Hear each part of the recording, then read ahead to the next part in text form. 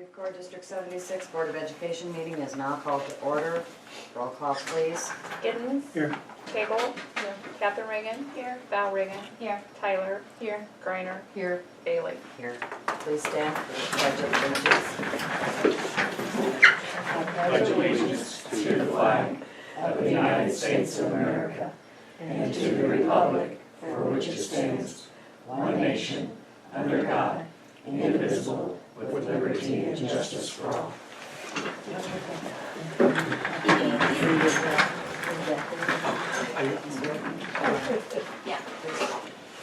Mission. It is the mission of Creve Coeur School District 76 in partnership with home and community for all students to obtain necessary knowledge, skills, and self-motivation to become lifelong learners, socially responsible citizens, and active participants in the ever-changing world. In keeping with the mission statement, Creve Coeur School District 76 will provide students with the access of current curriculum and tools necessary to enable them to become more competent lifelong learners. Thank you. Welcome to everyone here tonight. Are there any comments from the audience on action items that are on the agenda? Hearing none, we will move on to the action items. We need a motion regarding the minutes. I'll make the motion to approve the meeting minutes for the regular meeting dated February 14, 2017 with 2 revisions.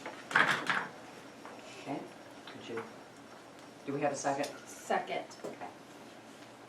Just in the last meeting's minutes, the motion to approve transfer of $1,194.41 from the education fund to self-insurance.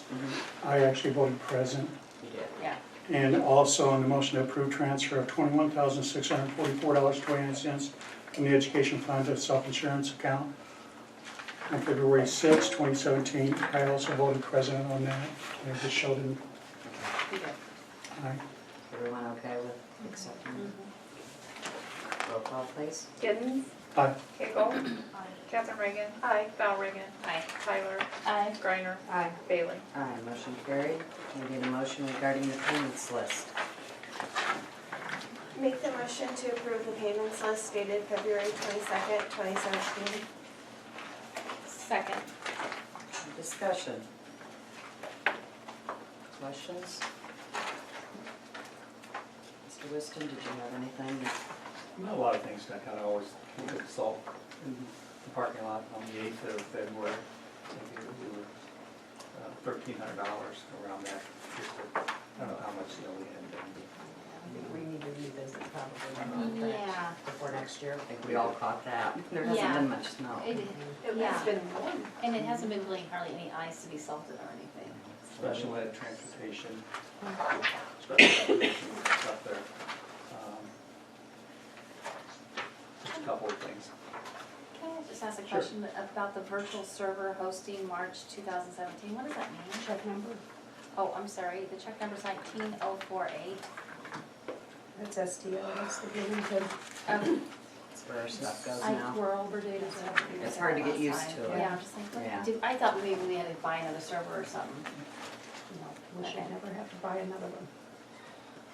Believe. Hopefully not. All right, any other questions? Okay, roll call, please. Giddens. Aye.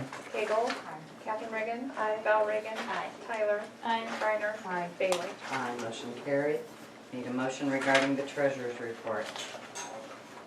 I'll make a motion to approve the treasurer's report dated January 31st, 2017. Second. Any questions? Comments? Roll call, please. Giddens. Aye. Cagle. Catherine Reagan. Aye. Val Reagan. Aye. Tyler. Aye. Griner. Aye. Bailey. Aye, motion carried. Need a motion regarding Parkview activity report. I make the motion to approve the January Parkview School Activity Fund report. Second. Any questions? Comments? Roll call, please. Giddens. Aye. Cagle. Catherine Reagan. Aye. Val Reagan. Aye. Tyler. Aye. Griner. Aye. Bailey. Aye, motion carried. Need a motion regarding the Six Flags trip. I make the motion to approve the 8th grade Six Flag field trip for the 2016-2017 school year. Second. Okay, questions? Come on, ladies, you always ask the same question. How many chaperones will there be? I think we already addressed that. I think you did. But we always want it during the meeting. Oh, okay. How many chaperones will there be? Mhm. Well, you know, I do not have my, I apologize, I don't have my file in front of me tonight. I'll look back up the number that we had last year, and we'll look at the park recommendations. We'll make sure that we have an adequate number of chaperones. Thank you. Yeah, my normal question is, will you be going? Yes. Anything else? Please just don't lose one. That's all I Yeah. ask. And make sure that there will be females and male chaperones. Yes. We've had a few problems in the past, if you can't tell. Just a couple. Just a couple. Okay. Should be a good time. Anybody else? Yeah, it should be fun. That's a good trip. It is a good trip for the kids. Does a lot of kids get to go? Right now, we have the students who have indicated, I think we're at, I want to say between 55 and 60 right now. Right. So I think we have 65 eighth graders, approximately 65 total. I think we have between 55 and 60 who have communicated that they want to go on the trip. Now, that could change between now and the end of the year. Right. It's a pretty good number. Yeah, that's great. Pretty good number. Roll call, please. Giddens. Aye. Cable. Aye. Catherine Reagan. Aye. Val Reagan. Aye. Tyler. Aye. Griner. Aye. Bailey. Aye, motion carried. Need a motion regarding Mr. Wendelin's contract? I'll make the motion to approve the new recombined contract with Wendland Consulting Group, Inc. Second. Questions? We need to address Mrs. Reagan's questions from the last meeting. Yeah, because it wasn't, It's the same contract. it's the exact same contract. It is. Yeah. But he explained that the bank, there was no limit on the bank of hours. He will be here whenever we need him.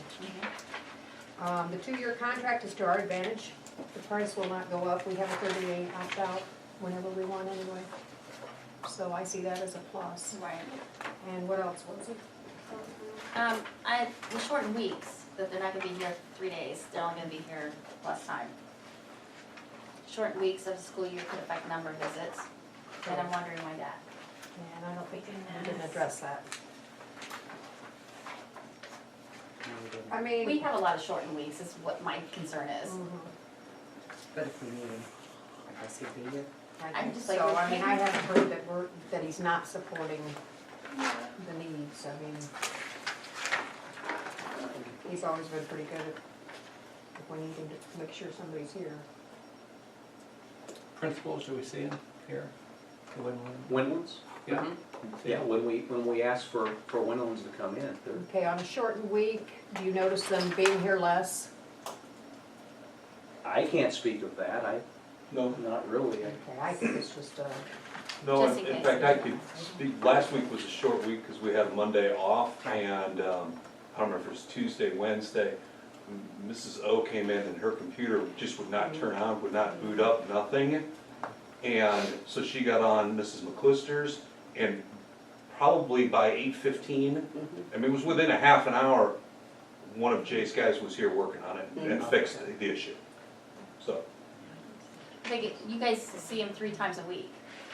I mean, the way I'm reading this, he's here 3 times a week. So you guys are already seeing him 3 times a week, correct? I don't count, but yes, it Right. seems like I see them just about every day. So they're here all the time anyway, okay, Yeah. And if you need him, they come. right. All right, any other questions? No. Roll call, please. Giddens. Aye. Cable. Aye. Catherine Reagan. Aye. Val Reagan. Aye. Tyler. Aye. Griner. Aye. Bailey. Aye, motion carried. Okay, we need a motion for the second reading and adoption of policies. Mr. Giddens, it's yours. Okay. I make the motion to approve the second reading and adoption of policies 1:10, school district legal status, 1:20, district organization, operations and cooperative agreements, 1:30, school district philosophy, 2:10, school district governance, 2:70, vacancies on the school board, filling vacancies, 2:130, board superintendent relationship, 3:10, goals and objectives, 3:30, chain of command, 4:80, accounting and audits, 5:150, personal records, 6:100, using animals in education program. 6:235, access to electronic networks. 6:255, assemblies and ceremonies. 6:260, complaints about curriculum, instructional material and programs. 7:10, equal educational opportunities. 7:280, communicable and chronic infectious disease. 7:340, student records. 8:90, parent organizations and booster clubs. And 8:110, public suggestions and concerns. Do we have a second? Second. Yeah. Questions? Comments? None? Okay. Roll call, please. Giddens, Aye. Cagle, Catherine Regan, Val Regan, Tyler, Aye. Griner, Bailey. Aye, motion carried. Okay. Before we ask for a motion, there is one exhibit 3.30E. It's left blank. I found my old one, which we had forever ago. Take just a second to look at that. We need to make the adjustments because it's not 3.30E. quite current. Oh, Three, okay? Oh, There we go. oh, yeah. It's 3.20. Well, This says. this Is that says, why? this is old. Okay. It was taken away. Now it's 3.30E.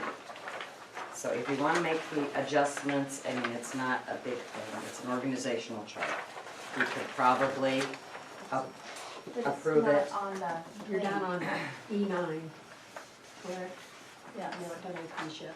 Oh, I'm sorry, I It's got ahead okay. of myself. And did we do these up here? Yes, didn't we? Brandy, did you do 3.40? You did. Which one? Yes, never mind, he did. Okay, Okay, all right. we're okay on that. Okay, We're on APs go now. ahead to your APs and then we'll do the exhibit. I'm Okay. sorry, I got ahead of myself. Okay. Need a motion regarding the adoption of administrative procedures. There it is. okay. I'll make the motion to adopt policy administrative procedures 3:70-AP, succession plan. 4:15-AP, protecting the privacy of social security numbers. 4:140-AP, fines, fees, and charges, waivers of student fees. 5:40-AP, communicable and chronic infectious disease. 5:150-AP, personnel records. 5:170-AP1, copyright compliance. 5:170-AP2, seeking permission to copy or use copyrighted works. 5:170-AP3, instructional materials and computer programs developed within the scope of employment. 5:240-AP, suspensions. 6:100-AP, dissection of animals. 6:120-AP4, care of students with diabetes. 6:190-AP, academic eligibility for participation in extracurricular activity. 6:235-AP1, acceptable use of district's electronics networks. 6:235-AP2, web publishing guidelines. 6:250-AP, securing and screening resource persons and volunteers. 7:10-AP, accommodating transgender students or gender non-conforming students. 7:270-AP2, checklist for district supply of undesignated heparin, auto injectors and/or antagonists. 7:285, 7:2-AP, implementing a food allergy management program, and 7:340-AP1, school student records. Can I have a second? Second. Alright, discussion, any questions? Comments? The transgender one, let me get that one, it's, 7:10. one, it's 7:10 Right. Yeah. AP. With the changes, do we need to change it or is it okay? Okay. Okay, just double checking. It's changing daily, isn't it? And then on- Yeah, that's what I'm afraid of. And then again on that 7:270-AP2, the district supply of epinephrine and auto injectors and all that. Right now, I understand it is 0. Right, I'd just like to have the word out, make sure everybody knows it is 0. If we have an injector, it belongs to a student. right. You know, we can't grab theirs and use it on another student and things like that. And I just want the public and somehow informed when they're signing up for schools that we don't, if they read this in there, that doesn't mean we have them on hand. That's the reason why I'm a little nervous about putting it in there, because I don't want somebody to assume, well, they got some at school, even though, Not many people read our policy manual. And we'll do it in the policies, though, to say that we do not purchase any yeah, we don't have a supply of undesignated, epinephrine. right? Okay. Any other comments? Roll call, please. Giddens, I, Cable, Captain Reagan, Aye. Val Reagan, Tyler, Aye. Griner, Aye. Bailey. Aye, motion carried. All right, now we're to the exhibits. So back to your chart, if you change the K, or the principal K2 to K4, omit the 3rd and 4th grade principal curriculum director. Would it be ready to, well, ESP. Certified aides, does it need to say something other than that? Isn't that what that is? ESP? Miss Patty? What? I'm sorry, I missed it. This is really old lingo, ESP. You know, education, Support personnel? that's what it was. So we need to change it to certified aides, or what? Parapro Parapro? is what they're called now, aren't they? At the state? I think contract calls them certified aides, but Other the, certified staff. The only thing I don't Is that your understand is other it support doesn't staff? include. Yeah, that's just your support staff. That's your- But this is a chain of command. Right, Educational support person Personnel. could be anybody, right, correct? right. Okay, so we So probably, maybe it's like the Support- speech Yeah. therapist Yeah, and we might need the to read this counselor then. and, Otherwise they can Well, do that's what whatever. oh yeah, See where because they underneath have- that's where the they ed see- assistant. right. Okay, Then somewhere you need to specify what ESP is on this form, because okay. if we can't remember, nobody else looking at it's gonna know. Put it in on there when it's a sports station. Okay. So is everybody comfortable with going ahead and approving that? Or is it, No, okay, with the organizational chart, it's leaving out a lot of like people. Like what it happens if someone has a problem with lunches? you wanna fix it? Well, I think we. Right now- Policy 3.20. This is what It's you just have right general now, school administration, but this is what you have, you're ready to approve right now. organizational chart. Just like. This is in your packet, it's Okay, that's fine. fine. No, I'm just Right. I saying. just say at least not a lot of personnel. Right. Just take it out?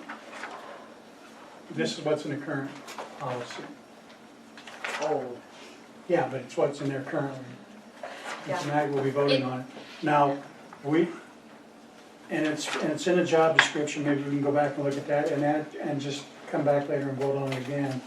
Saying who reports to who do the cooks report Okay. to? I Who think we does need the that. food service director report Get a to? little more detail. Right.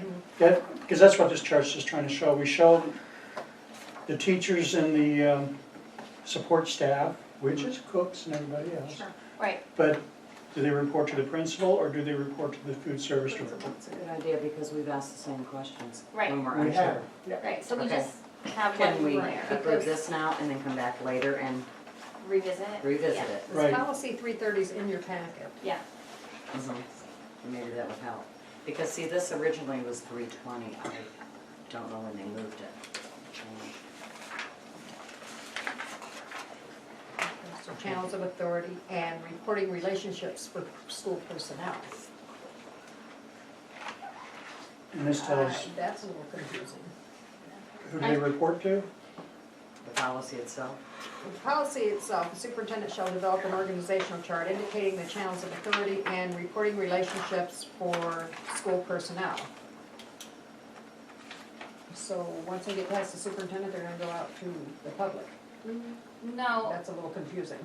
well, our relationships, like who should report, like say the cook should report to their supervisor first.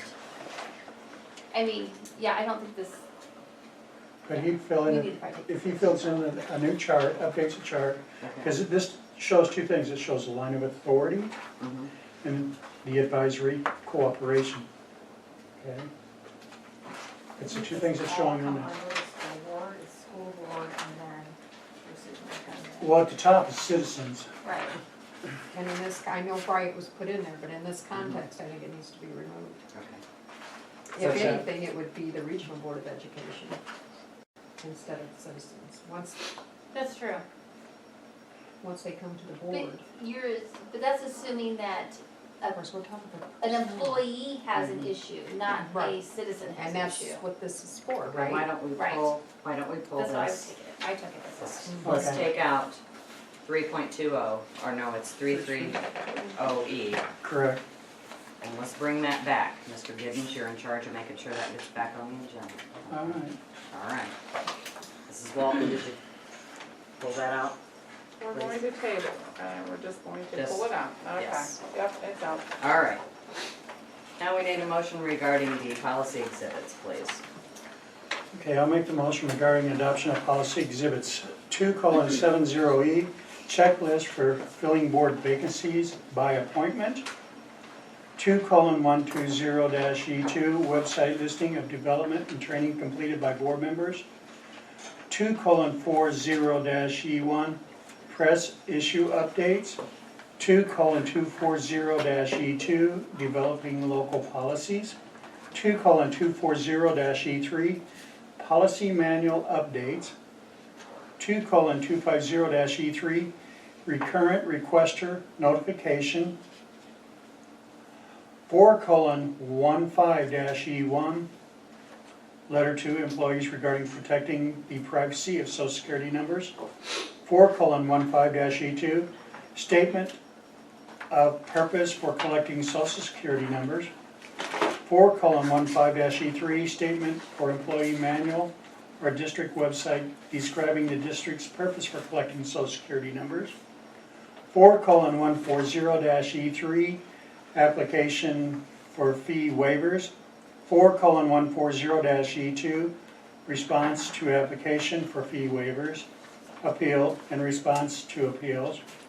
5:125-E, employee receipt of board policy on personal technology and social media. 5:170-E1, request to reprint or adapt material. 6:100-E1, guidelines for application for using animals in school facilities for educational purposes. 6:100-E2, students' permission for exposure to animals. 6:235, AP1-E1, student authorization for access to the district's electronics networks. 6:235, AP1E2, staff authorization for access to the district's electronics network. 6:235-E3, online privacy statement. 6:235-E4, keeping yourself and your kids safe on social networks. 6:260-E, curriculum objections. 7:10-E, equal educational opportunities within school community. 7:270-E, school medication authorization form.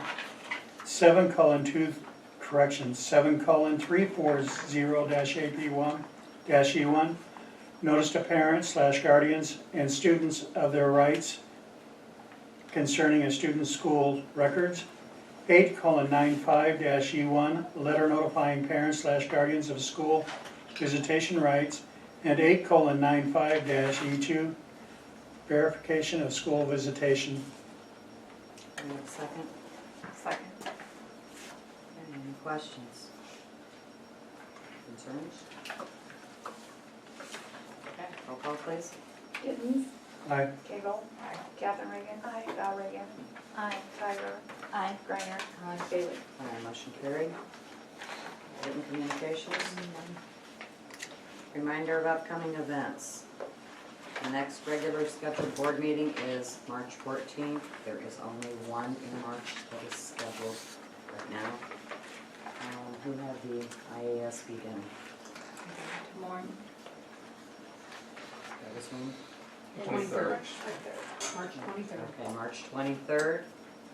Does anyone want to go right now? I mean, do you know that you want to go right now? Otherwise, you can contact Mrs. Walton and she'll make reservations. We might need some discussion on changing the May meeting if we're going to have graduation on that Tuesday, because May 23rd, we have a board meeting scheduled. We could go to the next week. We have time to think about it, we just have to, I looked. Is that the Tuesday after It Memorial is Day? the Tuesday after Memorial Day. Is there a possibility we can get by with one meeting in May? Graduation is gonna be on that Thursday. That's what I got too. East Peoria grabbed that spot, elementary. Did they? Elementary's on first, so.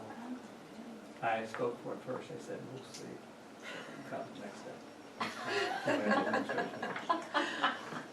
So Mr. Johnson gave us the options of the 22nd or, no, 23rd or 24th for graduation. And being that 24th is a Wednesday, that's church night a lot Yeah, I of can do times. that, parents. So we need to give up our board meeting and probably let them have graduation. And between now and next meeting, decide if we can go down to one meeting or schedule another one. We don't have to do it tonight, just check your calendars. I can't do it the week after. I'm Okay. in Washington. You're gonna be gone. Yeah, otherwise it would be the 9th. May The 9th or first June? meeting of May will be May 9th. We'll do 16th if 16th in the necessary. middle. Yeah. That might be an option. So everybody check your calendars, see if it's possible. Yeah, I should have done 16th. All right. Economic interest statements. No, it'll be. I got a little further. Mine's in the envelope and it's stamped. It just didn't hit the Ours mailbox came back yet. already, so All I should right. have them You in, need but to I'll bring them in. Okay. They're back. All right. You brought yours in? Mailed it out yesterday, so. Okay, very good. So everybody's accounted for, Savannah? I just have to turn in my slip, Very good. until you get your slip back too. Thank you. All right, board chairs. I've been dragging my feet for months, but now I'm dragging this chair and it's getting worse. So I went down to Office Max where we have an account. And I sat in every single chair in the entire place. And the one I came up with is more than I wanted to pay, but it's $269 when it's on sale. Today it's $369. So if we waited till next week, he gave me the flyer and it's gonna be on sale for $269. Here's a picture of the chair. It's the best I can do. I made Mrs. Griner go down today and sit in the chair. So if they're comfortable, I We know. figured out, these chairs are at least 17 years old. I was gonna say, how long will they last? I so hate to spend the money, but it's ruining the floors. Yeah, we're gonna have to have We're some. gonna have to. I mean, I really went down wanting to spend $100, but you look at a $100 chair and you look at Well, $100 chairs are gonna last. I know. That's what I was wondering, how, Chair in my office upstairs, I can get on the crap. We can get it cheaper, just to let you know. how long, that's, I mean, how long will these last, so compared to a cheap one? We hope 20 years. I don't know. I At don't know. least It 17 years. Right, that's what I mean. it So, might I last 3 though. I It- don't know. right. I tried to get as close to these as I could because they've been good chairs. I really can't complain. But, so it's up to the board. Up If to they want to Up to 500 pounds. Yeah, well, and I thought big and tall because not everybody's teeny tiny, you know, you never know who's gonna sit in the chairs, they have meetings or fees and. All right, so what do you think? Wanna let go of that money or keep looking around? Miss Walton just mentioned she can check that chair and see if you can find a lower rate. Because we go online like Office Max, sometimes people will send over a requisition where they went online to Office Max. Well, I go on under my account with Office Max, it's sometimes, like today, it was like somebody had placed an order and, well, by the time I got done, it was like $40 cheaper. Okay. In the whole scheme of things, it's not a lot, but it's something, Yeah, for sure. I know. What do you think? Something needs to be done, because I think this chair's about ready to break. That one's scary. Scary. Yeah, 4 degrees in. Well, You guys set me up every week. You wanna try this one? I think Randy's is the same way. That's what I'm And saying, say it wobbles all over and and some of stuff. them seem to dump you forward. Yeah, this one's Ten's right. falling off. Okay. Yeah. So leave that picture or whatever, the item number. I have, Okay. yes, and I have this when it goes on sale. Okay, Take a consensus. yeah, what do we think? Mr. Giddens? And You always have get it to be on- first. You have it on there, so the agenda, I'm just taking a consensus, I'm not taking a vote. yeah, I do, yeah.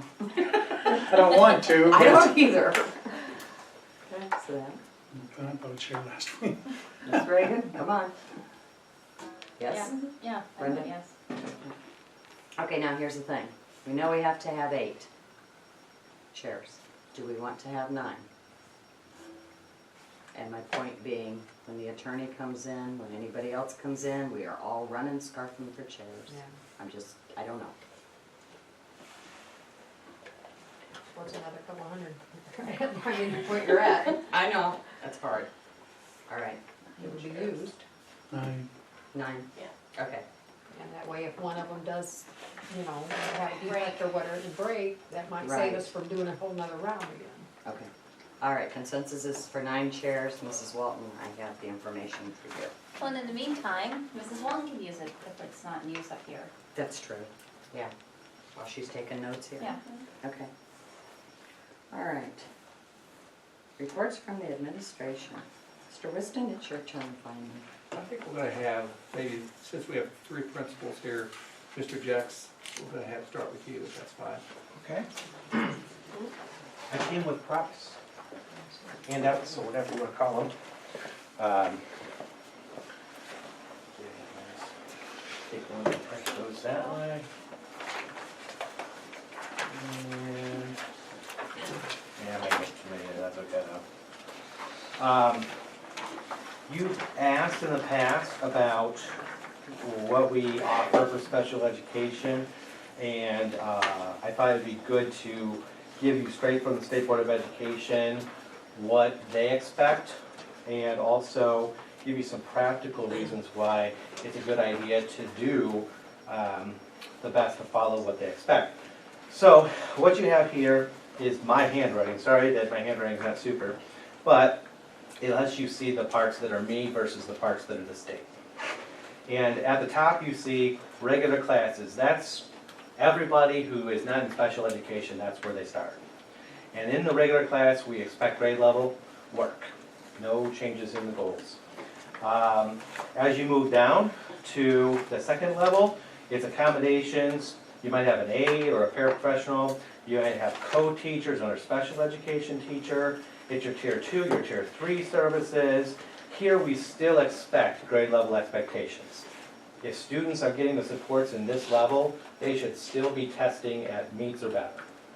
That's what our expectation is. And then you go down to the next level, resource support. This is something we do not offer in this district at this time. In very small amounts, occasionally you might find somebody who can plug in 30 minutes in their day to do it, but we don't have it as a general rule right now. And that's really too bad because we have below grade level expectations for a particular subject, maybe reading or math. So a student who can generally do great in everything, but has one area that they have troubles in, this would be the best place for them. Instead of sticking them into a regular classroom with a second teacher, where they're just not gonna be able to get grade level expectations met. But we don't have that option, so what we do now is we just keep the kids in inclusion. And that way, we have a place to give them support. Many of those students are failing. You may have heard other parents and teachers talking about how there's kids in those classrooms that just don't seem to belong there. Well, here's why they're there. Because the only other choice we have is skip over resource and go to the next more restrictive environment, self-contained placement. That's where we put kids that have to go there for multiple subject areas, reading, math, social studies, science, for the whole day. We have a few classrooms like that. It even includes our life skills for the more severe students. In that is a very expensive placement. It's also not a good idea to have lowered expectations for students who could meet regular class expectations. But this room is designed for kids who are not going to meet classroom expectations at grade level. So if we place a student there who could do better, they're not going to be given access to regular grade level material. They're not going to learn it because it's not being taught. And so that's the challenge in that position. And of course then, if they aren't successful in that area, we go down to a separate special school. That's where you have Schramm, Kiefer, you're paying for the placement plus the transportation, and then a residential placement, which I don't think we have anybody at this moment that's on that area. And the very bottom is the homebound placement, the homebound tutoring. It's designed to be a short term, just until you can get to the actual placement position. All right. So if it's a medical homebound person, you know they're going to heal at some point, so they're going to come back. All right. So the reason I show you that is because on the next page, I include all of the legalese stuff, the actual administrative code. But below, I kind of sum it up. It's for illustrative purposes. It's not, the percentages aren't exactly perfect. But in general, the class size for general education is whatever you decide it to be. As long as you have space in the building, you can make it huge if you want to, and there's no law saying you can't. In general education with an A, you still have no limit, but the whole idea is you can't make, if it has a student with special education, you're not supposed to have more than 30% of the classroom with students who have special education. If you have a co-taught, a resource where you pull a student out just for one subject, when it's only one subject, that's roughly less than 20% of their day, then you can have one special education teacher with 15 students at the same time. So that's a little bit of a limitation because right now we have 20 to 25 kids in a class, maybe a little less in some places. And so it starts to become a little bit more restrictive on the finances as well, because now we have to have more staff to support the same or less number of students. If you go down to the next level, co-teaching or resource or pull-out for 2 subjects, now you need a special education teacher for every 10 students, or if you put an aide with them, then, or a second teacher, 15 students. And so real quickly, you can see how it can get pretty difficult to staff special education as students become more and more restricted in where they're at. So we go back to the first page. And let's say we have a student at that level 2, where they're in general education classroom, but they're getting some extra help. Well, in that classroom, they're still able to be pretty much, 15, 20 kids we're able to put in that room. When you get down to skipping to self-contained, now we're at 10.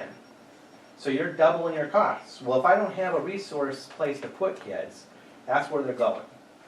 The next most restrictive environment that we offer. The IEP team decides that, and they obligate the district for whatever that costs. So the more choices our IEP team has, the easier it is to pick a more appropriate place for the kids.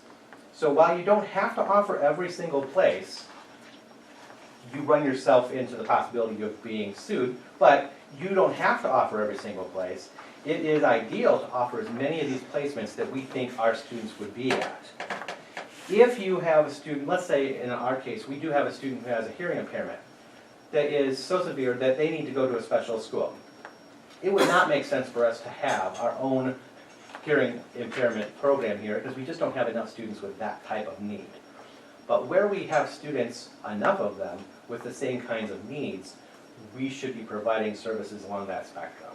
And it will save money and it's better for the kids. Students who are only right at the level that they need to be for at least a restrictive environment are going to be given the support that allows them to move out of that area. If you jump down too far, it's going to be too hard to get back out of it. And so in the long run, it will cost more. There will be more and more students that will fall further and further down this continuum if we don't do something about giving them an option in between.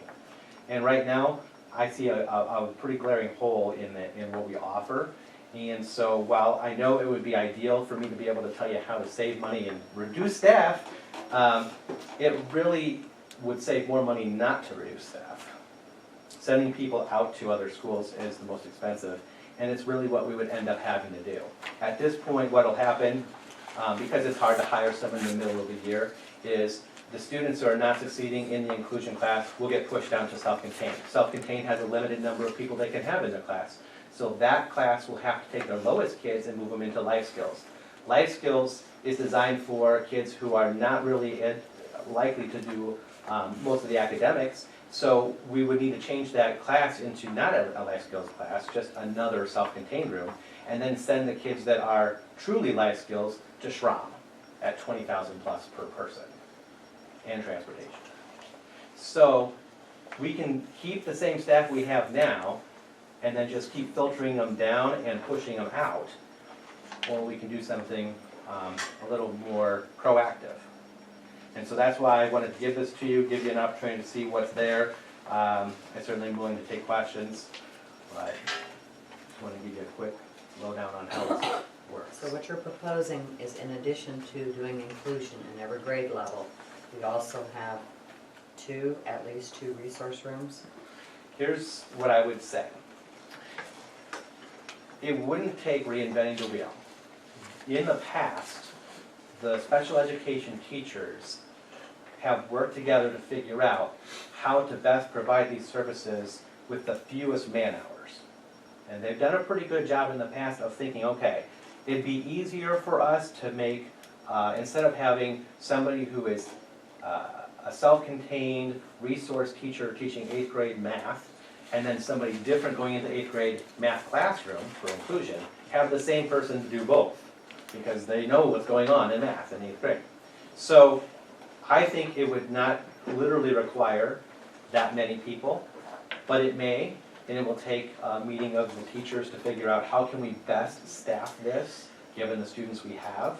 And then when I come back to you and explain this is why we're doing what we're doing, I want you to know that that's why we're coming up with it. It's not because people are saying, you know, we just don't want to do something, or that we're just encasing, you know, we want to get more people just in case.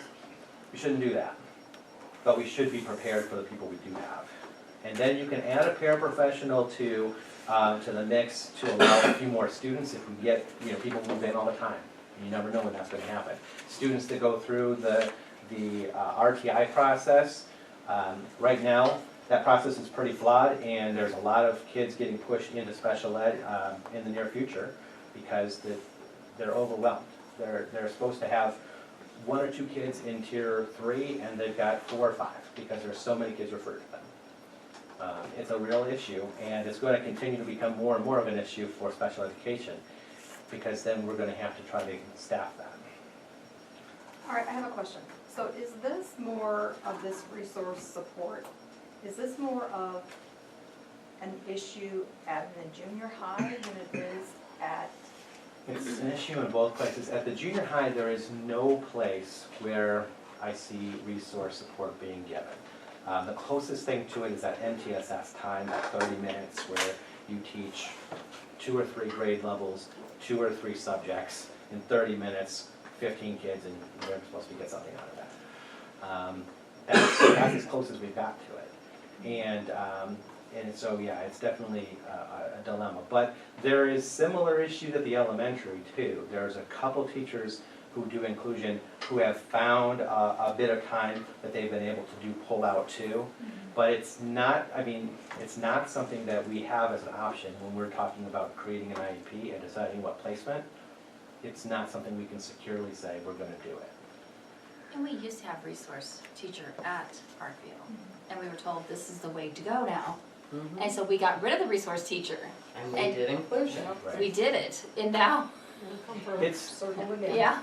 Well, and here's the thing, it does not mean that you would stop doing inclusion to do resource or vice versa. It's that the more different places you could choose from, Right. the more likely you will find one that will work and it's the most effective for the cost.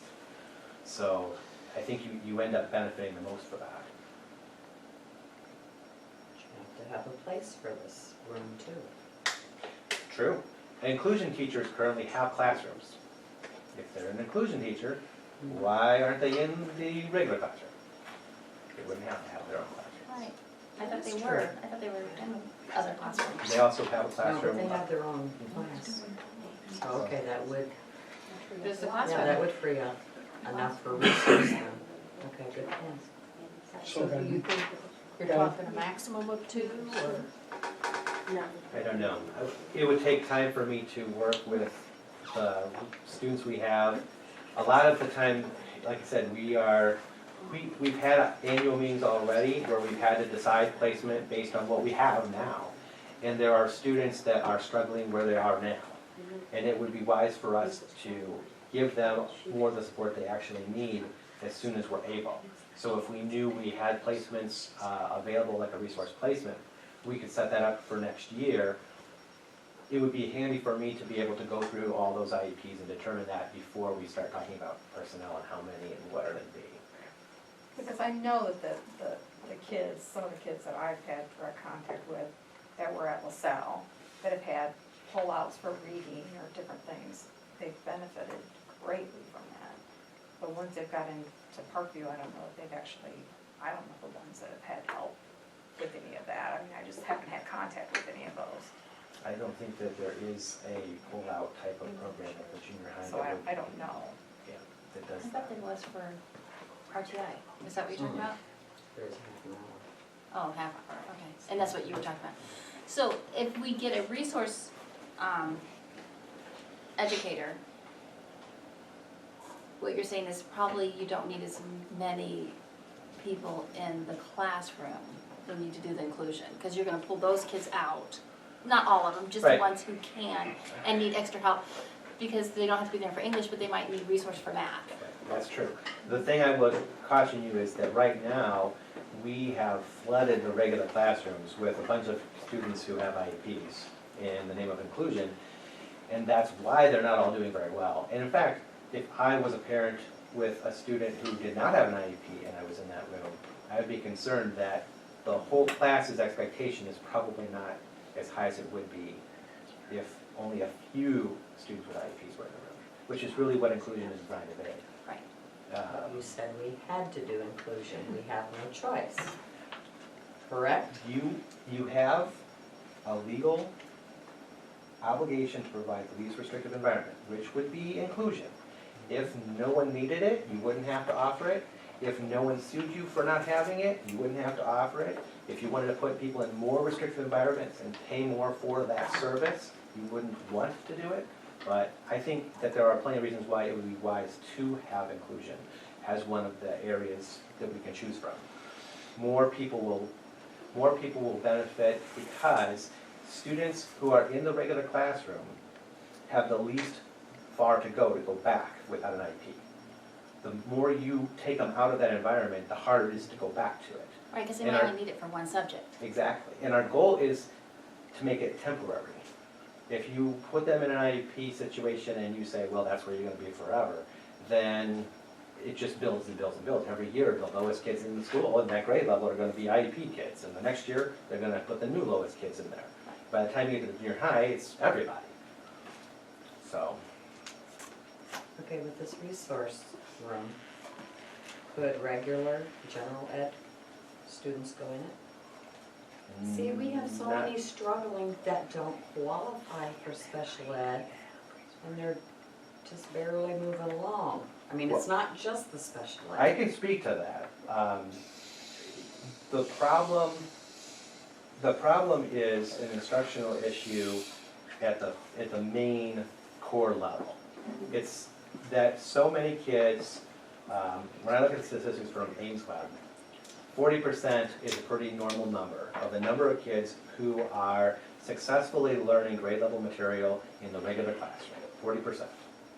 And we're sending 60% out to get special help. Well, if you take 60% of the kids and you put them in small groups, those groups aren't small. But those kids would need small group, but there aren't any small groups. So that's what your very small number of people in the RTI world are trying to do, is take all of those kids that have been thrown at them and magically help them. And it's ineffective, it's expensive to try to help 60% of the kids. It's supposed to be 80% of the kids succeed in the regular classroom before you take anyone out to get help through an RTI Tier 2 process. But that's not the system as we have it here. The system as we have it here says students that are not doing really well, they must have something that they need extra help with, so let's give them somebody else. So that's not really that's not a right way to do it according to the way MTSS and RTI, it's not the way it's supposed to be. What I would like, because I'm getting really confused, I would really like to know, I know we have a lot of classrooms, I really want to know, who do we have for special ed, who do we have for RTI? I mean, what are the numbers, what can we do to revamp this? Because, I mean, I don't care about adding another resource person, but it seems like we have when we go to Chicago and other places, we're just like, oh my gosh, you guys have so much people helping, so much faculty. I just really want to know who's doing what. Yeah, 27% of your students in special education, that's A lot. Numbers are high. Our numbers are high, Okay, but yeah. It's double what the state is average. And it's only going to get worse because of the process we're using for RTI now. Because the students that are going to RTI only have to fail an RTI in order to qualify for special ed. And so they will. is that the state process, or is it our process? It's both. The state requires we have a process. We've chosen to have a process that is likely to cause us to identify many, many people. So we need to look at our process as well, because it sounds like we're not having the right process. I would agree. So, yeah, let's look at our process. We're gonna have to. You had a psychologist here last year, well, before, and that person was in charge of helping supervise that process. And now that you don't have that, there's a big hole there. So.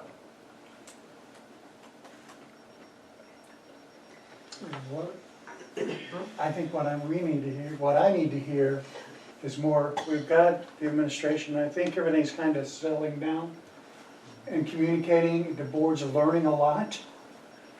And we see scores now. The administration staff can sit down and just meld this all over. You know what the board wants. You know the board wants student growth. I think we all made that very clear. Now, how are we gonna accomplish it? That's where we dump that in your lap. Am I right, Pat or Linda? Yep. We want student growth, We do. and we see some of the And tests. what I we're mean, those are doing the now worksheets. is not working. I think we all realize that. What we've been doing the past few years is not working. We've got to try something new. Okay, I'm gonna ask a hard question, and I might not be very popular with this, everybody that's sitting in the room, but, so, is it truly that Jimmy Joe that comes in and Susie Q that comes in, is it truly our students, or is it a cloud of funk that sits over our community, or is it the funk that sits in our building, or what is it? What is your professional opinion on what is going on with this? Is it, My opinion is that it's a lot of those things all in conjunction with one another. If I were a teacher coming out of school, having been trained how to teach most average kids, I would need additional support in teaching students that come with the needs that the kids here have. And is it our parents too that are just not supporting? I mean, is it just a combination of just everything that comes I've at long ago us? believed that if you as a district point to something you can't control, you're taking away the responsibility that you should have. So however they come to us, Our job is to find a way to get them to learn. So that requires us, and I've talked about this many times before, it's either increased instructional minutes or more efficient instruction. And more efficient instruction for kids that don't pay attention is different kinds of techniques.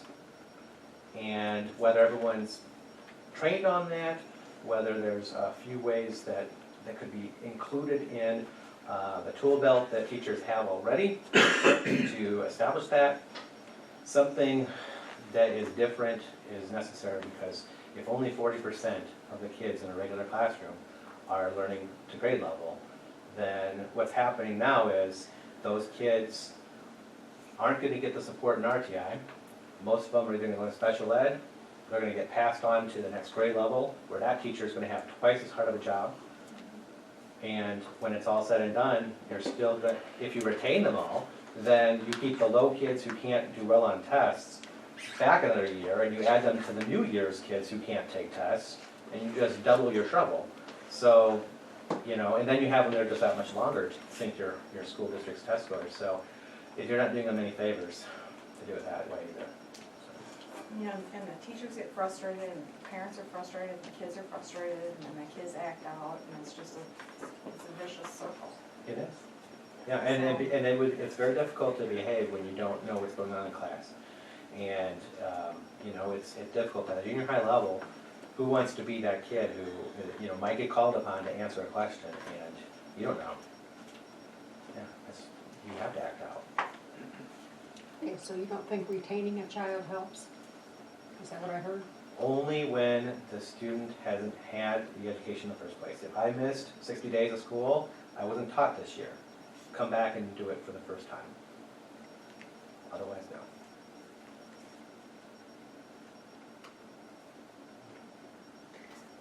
Any other questions?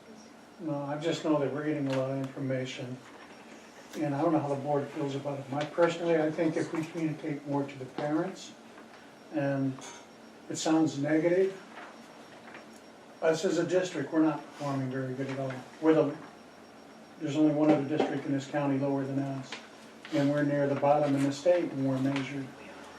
And parents look and see things. We get, and Mr. Tyler asked for each student, and we got that report. We got students that are performing at high school level. We got several discussions. We got students performing 2 grades level higher than what they're currently at. And in the same classroom, we got kids sitting in the same classroom that, according to this test, is 2 grade levels behind, mixed in there, okay? So how do we educate and work this all out? This is where we want the administrators, you know, we don't know how much data they've looked at in the past. The board's now looking at the data because we're asking for it. And how can we make this work the best for our children and get our district out of the bottom before the state and federal government, you know, the state and federal is looking at the park scores, and that's how they're grading us. And we just got to do something, not just for the scores, but to educate the kids. I mean, we had some outstanding students. We have had them in the past, and we currently got them in the district. We just got to do better, do the best for, and I know the staff administration can. Well, there are some special ed kids that are brilliant. They Yes. just learn differently, you know? Well, especially they might just need help in English, Right. and they are geniuses in math. And like you said, if you put them in the Self-contained, right now. environment, if the self-contained, the problem is they're not getting their math Exactly. because it's being taught at this level. And we've talked about that before. And we're always teaching at this level. It's missing out the kids at the higher level. We have got to figure out a way to meet the kids' needs, especially the ones who excel, because we haven't done it and we're still not doing it. Sorry, I mean, It's very aggravating. it's very aggravating. Especially for, you know, a student, like you said, I mean, like, we talked about a student here recently, and they said she's basically a genius, so let's start helping them. We know we got ideals out there. We see, I read it in reports And then, and feedback. We just collectively say, this district's you're on our list. We're going to beat you this year. And what Randy was saying before, we have talked to the parents more. We talked about that last year, sorry you weren't here, about parent-teacher conference, have it twice a year. Not just in the fall, but have them come in the spring and say, this is where your child's at. This is what they've been learning all year. They missed 60 days. This is what we would recommend. You know, we do it in October and then we don't have any, have them come in for more contact. I mean, not that the teachers aren't like emailing them and contacting them, but if we had a parent-teacher conference maybe in the spring to say, come on in, this is what's going on. And also, I don't know, we didn't talk about summer school this year. I mean, it might be too late, but. But if there was no interest last year, I'm gonna guess you're not gonna have much Well- interest this year either. Or we could put policy and talk about policy that if they miss 60 days and if you really want them to move forward to the next classroom, you're gonna have them in summer school. Yeah. That's the only way you get them, yeah. Right. That's the only way to get. Start making it mandatory or something. I think we should. And just an idea to throw out there, remember, this is a real old idea. We had some students that were on the bubble or whatever, and I don't remember if we talked about it or actually implemented it. There were some students that would stay 2 weeks at the end of the year for summer school. Those same students would start to school half days, 2 weeks early, to get them ready to start school, to bring them up to speed, so the first day of class for everybody, we got them close to going with their classmates. These are ideals that if Right, we talked to we could toss that, I mean, we got three new administrators that's never heard that, I don't think, from me. That's Those like, are all you're right, it ideas. was talked about last year, so I don't think they heard it. But I mean, that's just an ideal out there, you don't know if that'll help. But if trying to catch the kids up and get them started, instead of just slam them in there, and, because they say you lose so much over the summer anyways. So we bring them in half a day, it's hot and everything else, come in, spend a little bit of time getting them started for the first day of school. That's just an ideal I'd like to hear and I would support. You're gonna have to negotiate it into the contract. Well, for I mean, if, depending on how many kids we have have teachers volunteer and get paid. Like, Yeah, almost they're like pretty summer good pay, school. I'm not saying teachers volunteering. Right, No, but volunteer you to can't get, force them right, either. like, almost like for summer school, if anyone wants to do 2 weeks here and 2 weeks there. I hope some teachers will bite, saying I'd like to have my kids all And- level. They had that program last year. I know it's hot. They had that program last year. And they said it was successful. So There was quite a few kids there, I wasn't think there? we transported them. Okay, who's next? Let's start with the principals. Go with them. Dan, thank you very much. Thank Lots you of good very information. Yeah, this I think so. You're on first.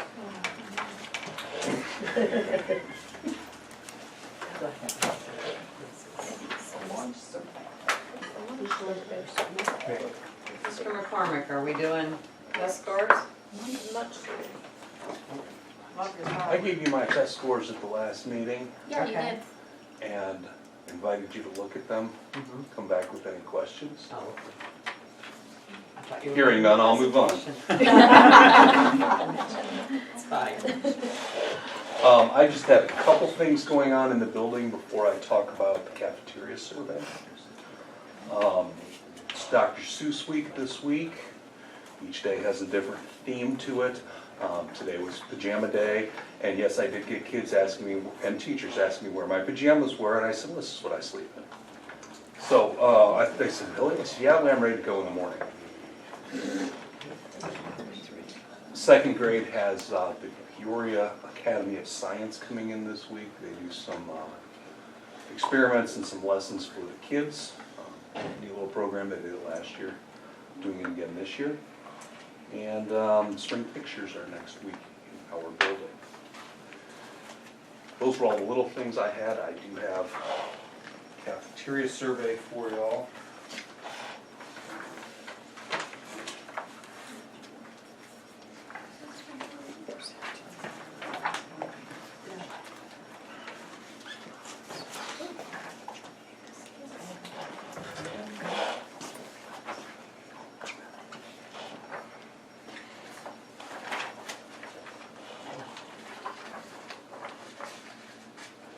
The first 3 pages are basically a summary that I typed up for you, okay?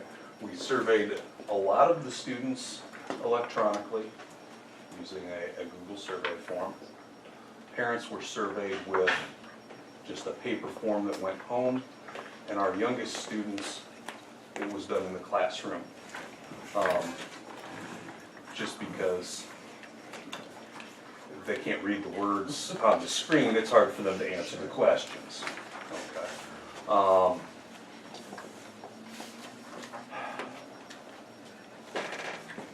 We got 70 parent surveys back, and actually, after I typed this up, Friday I got 2 more in, but we got 70. By and large, they kind of mirrored what the students thought in terms of what they liked, what they didn't like. There were a lot of similarities. They weren't exact, but a lot of similarities. You see on that first page there, how often does your child eat lunch? What helps your child decide to eat lunch? That was kind of interesting because the students, 11 of them said theme day, which the only theme day I really know of, the example was like brown bag lunch, which we don't have a whole lot of those unless they're going on a field trip, and then that's their only option.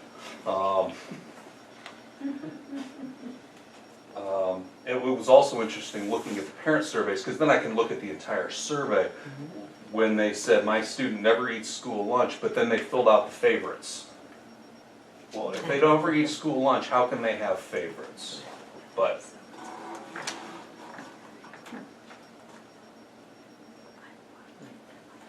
when you get to the second page, you get the parent comments in there. By and large, they were fairly educated responses. Some were positive, there were a few negative. You know, my son would rather eat a peanut butter jelly sandwich every day because he's a picky eater, but we're working on that. It was nothing against us, it was just informative.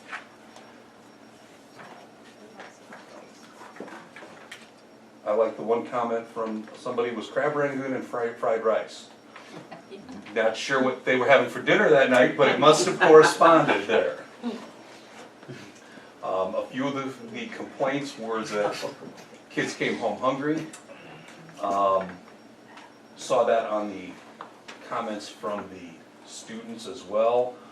One of the parents said, you know, you're feeding the 7th and 8th graders the same thing you're feeding a 1st grader, same quantities. Now, I don't know because I'm not at Parkview to see that, but that makes sense to me.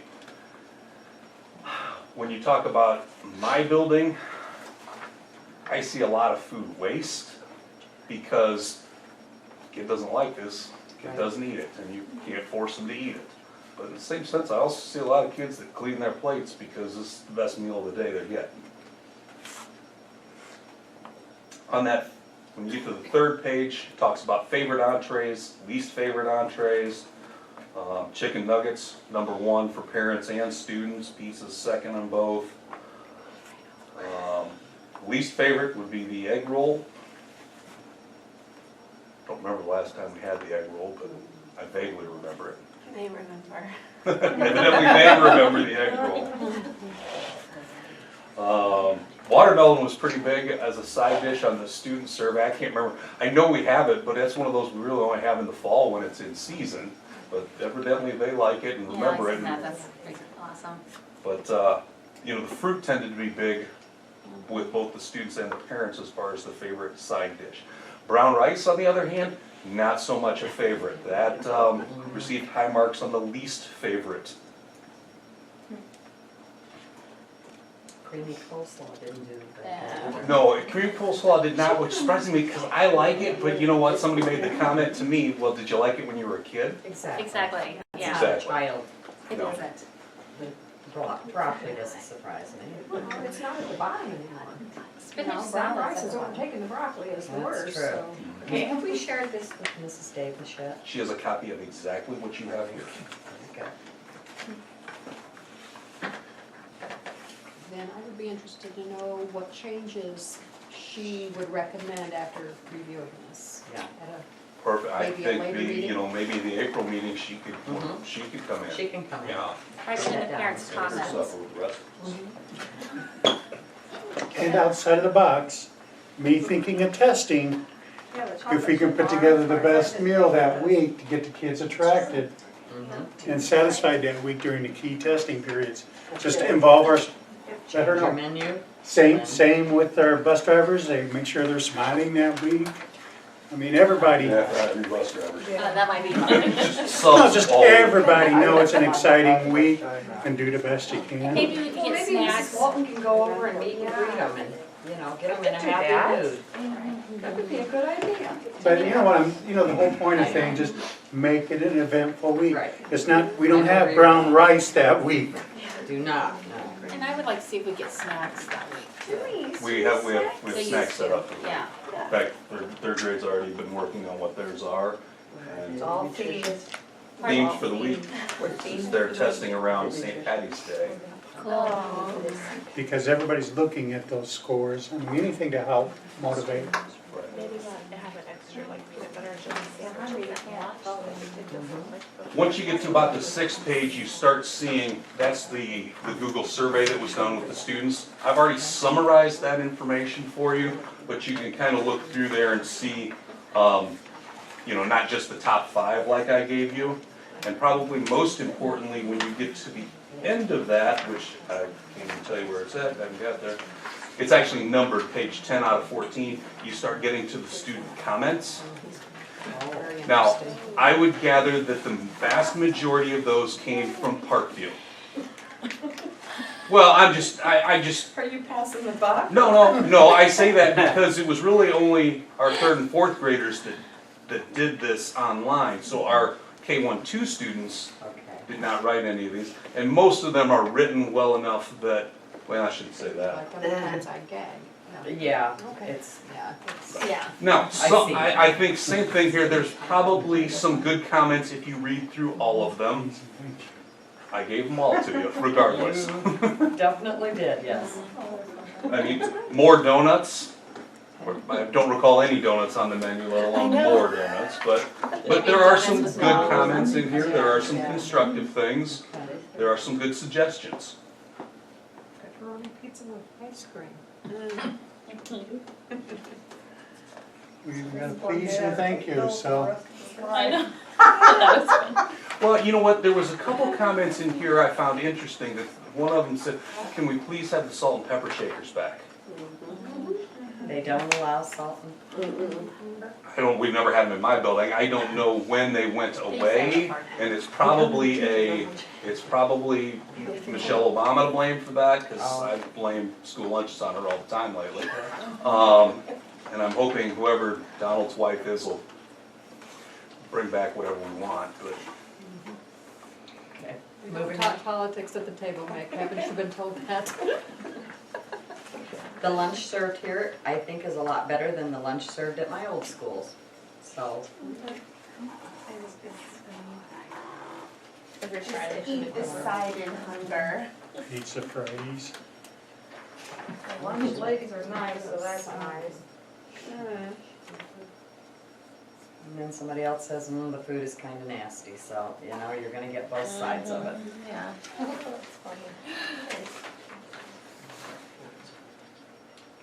Thank you for doing the survey. Yeah. It's very, very good. Well, I tell you what, having done this once now, the electronic version was so simple. I'm so glad I didn't have to compile 600 results from the kids, because just doing 70 results from the parents was mind-numbing trying to go through those. And in future, if I ever have to do that again, yes, if I ever have to do that again, it will be circle your top 3 choices for favorites, because I would get people that would circle 30 of them. And the ones they didn't circle for favorite, they circled for least favorite. I'm like, tally mark, tally mark, tally mark, tally mark. You've been there. She did All all the the eighth kids graders and got the together parents. and said hot wings. Yeah. That's what I was gonna say, hot wings. It's similar to when board meeting, board members put in as a rating instead of 1 to 5. A bowl of, Yes. what is this? A bowl of chili. It's supposed to be chili. And hot wings, and hot Alright, well, wings. let's make sure that Mrs. Davis, like you said, gets a copy of this, and let's put her on maybe the April agenda and Please, see what we can do. within the state You can tell the guidelines. test. I know we have to follow those. Especially this one. Ever. Alright. What else do you have, Mr. McCormick? That's it.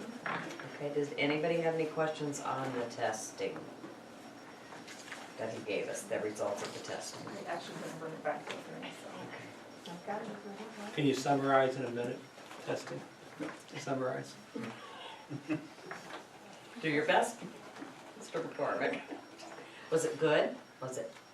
Well, I What do you think expect? overall, Was it if average? if you look through the tests and you looked at the numbers I wrote in there, I believe that every class overall went up. But I also think there were some grade levels where the number of kids who were meeting the expectations went down a little bit. And if you dig further into it, you'll actually see, okay, 5 kids actually moved from not meeting to meeting, but 6 kids went from not meeting, so it resulted in a -1, but when you look at it, you actually have 5 go up, but 6 go down. And your data doesn't show that, but sometimes that single point test, you get kids who didn't get breakfast that day, or were running late to school, whatever the case may be, were at dad's house all weekend and running around like a crazy guy, there's a lot of different factors with our kids in there, and we continue to do the best we can. But overall, when I believe all the grade levels, the average score is going up, and that's what's important. Maybe they had brown rice for breakfast. Exactly, and I'm going to mention that bottom 5, not during testing. I think that's a good idea. Mm-hmm. All right, any other questions? Well, Not a lot of sugar for breakfast that morning when you come to school.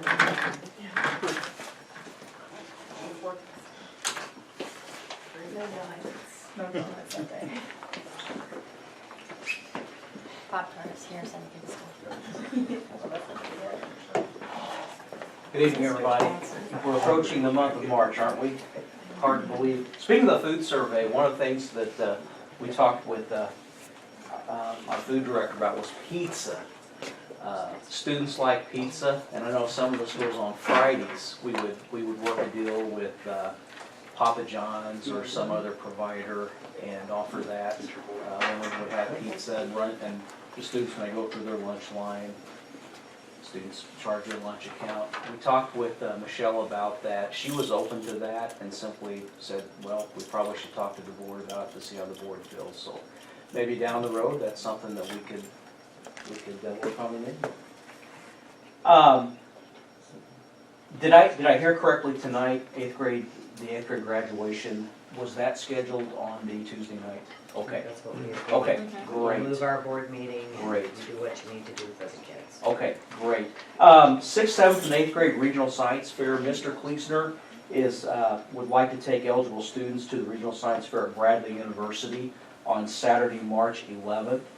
Students, if approved by the board, would be leaving Parkview School at approximately 7:30 in the morning, and then would return back at approximately 4:30 p.m.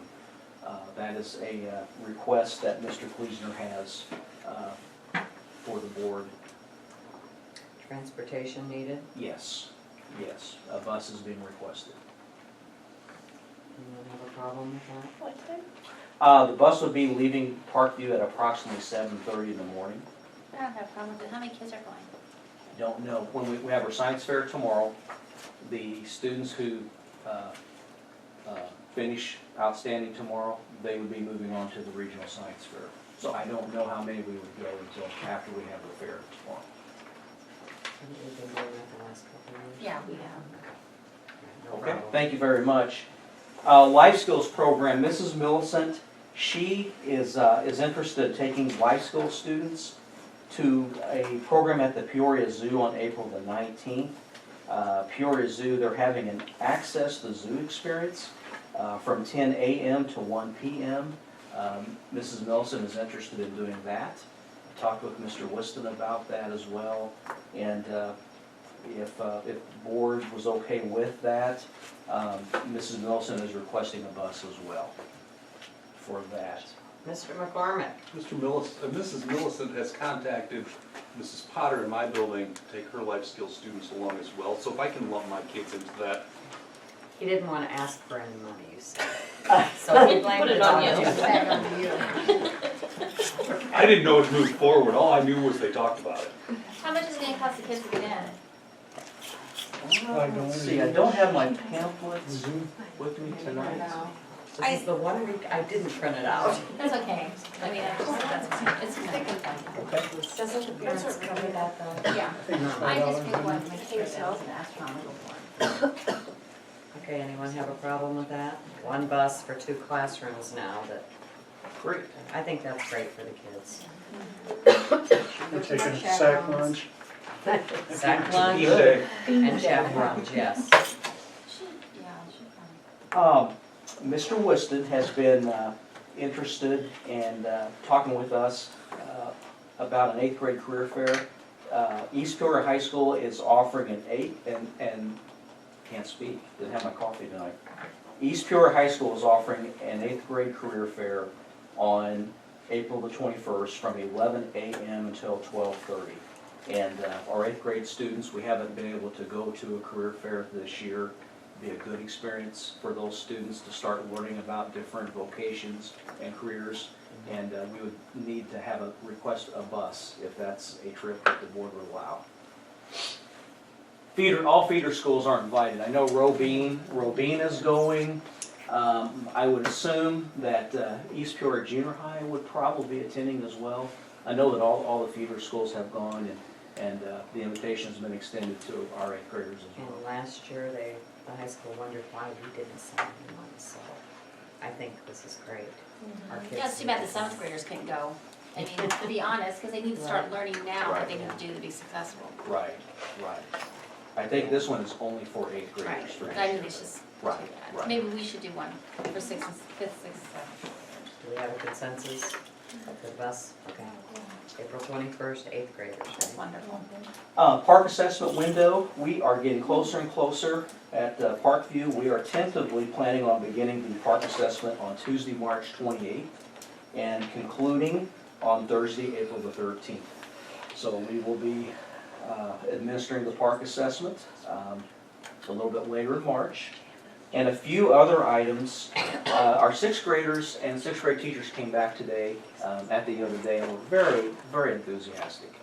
The teachers came in, talked, they said, please tell the board and Mr. Whiston that they really appreciated being able to go to the Abe Lincoln Museum.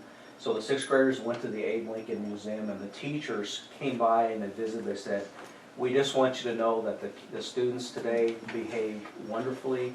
They really appreciated being able to go to the museum, and it was a really nice educational experience. So the teacher said, please pass that along to the board. Very good. So I wanted to share that with Mr. Wilson and the board. They really appreciated going. Very briefly here, Caterpillar, this is something I talked with Mr. Whiston a little bit about this morning. Caterpillar has opened up a few lines of communication, and they will be opening up some lines of communication. And what they're interested in doing is forming, they have a summer volunteer program to where they have some employees who donate hours. So what they've done in the past is they have I think 10 employees in this program, and they would donate approximately 40 hours to a local school. They've donated to Peoria before. This year, they're wanting, I think, to involve Parkview. And with that, we would have employees from CAT. They would come in, and I think they would be looking perhaps in the month of June and just helping us with different types of tasks. Anything from helping with landscaping, to painting, to anything that we need them to do. It's strictly on a volunteer basis, and it would be at no cost whatsoever. And I think one of the avenues that we were talking about this morning in our administration meeting was hopefully, if we could do this, if this is something that you're all okay with, I think we would want to approach this down the road as hopefully an initial step with forming a formal partnership with Caterpillar. Maybe down the road, we could maybe seek some funding.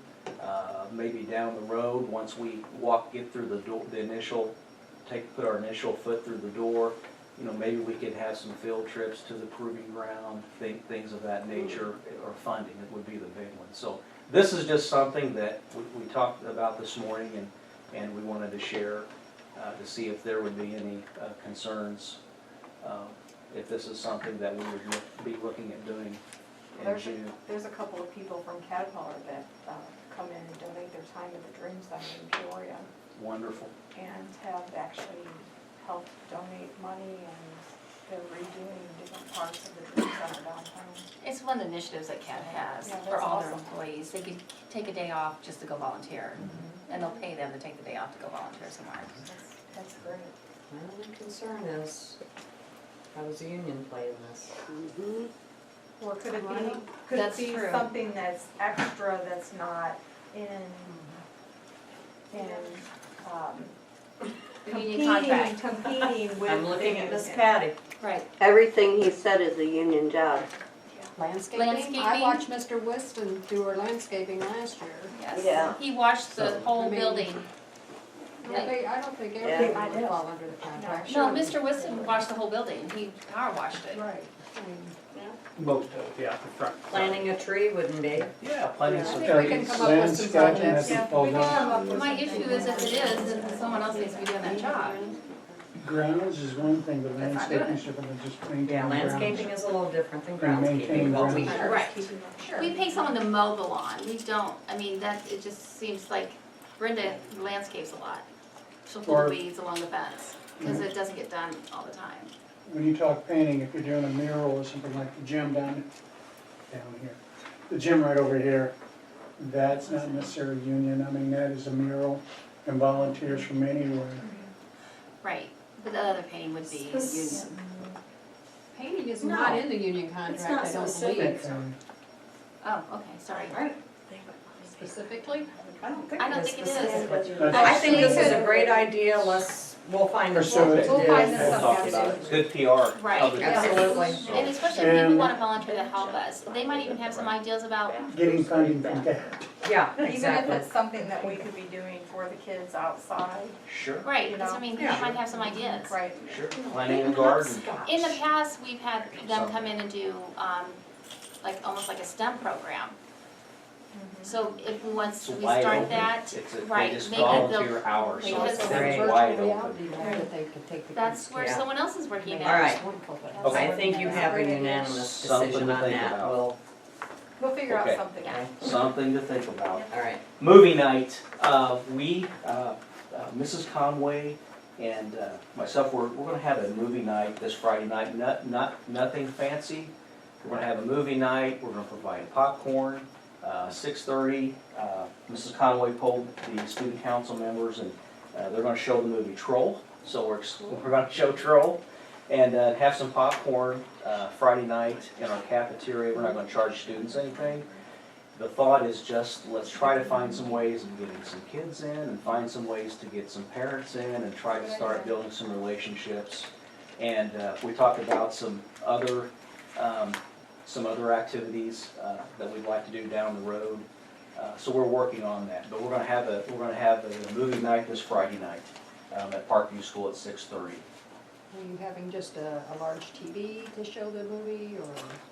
Yeah, I think what we're going to do is, we have the nice screen in the, we have the nice screen in the cafeteria. I think we're looking at having the LCD projector and getting some speakers set up and broadcasting it that way. So, Like what they did in the South. I think it's a good idea. That's nice that they're spending their time doing that. yeah, just to start, let's try to get some positive activity for our students. So Yes. that, and parents are welcome to come in as well. Scores, I think everyone has a copy of the scores, and some general comments about the scores, and let me say something. We have appreciated the support this year, and I think part of this process is to get some faith back, honestly, and I'm speaking from right here, and right here tonight. And I think that we're starting to get some faith back, and I think sometimes in education, I think sometimes we may lose some faith. And I really believe that this year, there have been some good things going on in regards to providing an education for our students at Parkview School. We're not where we want to be yet, but I do truly feel that we are taking some steps and we are trying to move the ball forward. And that's coming from right here. Now, looking at our scores, the MAP scores, we're not where we want to be, and I looked at some average student growth and highlighting, staying positive, looking at the 7th grade math scores.